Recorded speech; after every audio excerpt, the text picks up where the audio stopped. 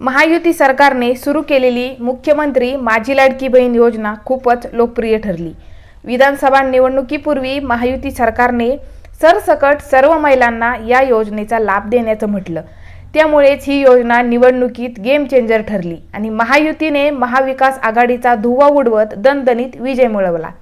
पण निवडणुकीनंतर या योजनेच्या निकषानुसार लाभार्थ्यांना पैसे दिले जाण्याचं सरकारनं म्हटलं।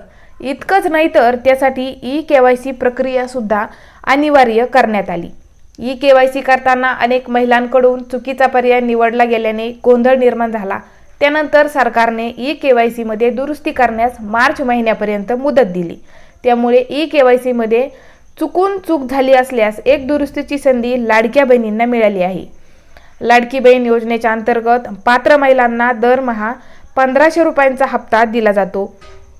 पण गेल्या काही महिन्यांपासून हप्ता मिळण्यास उशीर होत आहे। फेब्रुवारी महिन्याच्या अखेरीस लाडक्या बहिणींना जानेवारी महिन्याचा हप्ता मिळाला, पण आता मार्च महिना उजाडला तरीही फेब्रुवारी महिन्याचा हप्ता जमा झालेला नाही। या योजनेमुळे इतर खात्यांवर भर पडत असल्याचं देखील सरकार म्हणत आहे। अगोदर विरोधक याबाबत विविध दावे करत होते, पण आता सरकारमधील मंत्र्यानेच विधान केलं आहे।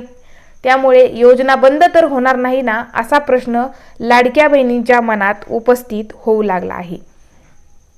लाडक्या बहिणींना फेब्रुवारी महिन्याचा हप्ता नेमका कधी मिळणार असा प्रश्न पडला आहे। आता फेब्रुवारी महिना संपत आल्याने मार्च महिन्यातच लाडक्या बहिणींना फेब्रुवारी महिन्याचा हप्ता मिळणार आहे। लवकरच फेब्रुवारी महिन्याचा हप्ता दिला जाण्याची शक्यता वर्तवण्यात येत आहे। लाडक्या बहिणींना फेब्रुवारी आणि मार्च अशा 2 महिन्यांचे एकत्रित 3000 रुपये मिळणार असल्याची देखील जोरदार चर्चा सुरू आहे। अर्थसंकल्पीय अधिवेशनात या संदर्भात घोषणा केली जाण्याची शक्यता आहे। महिला दिनाच्या निमित्ताने फेब्रुवारी आणि मार्च अशा दोन्ही महिन्याचे एकत्रित 3000 रुपये सरकारकडून लाडक्या बहिणींना दिली जाण्याची शक्यता असल्याचं बोललं जात आहे।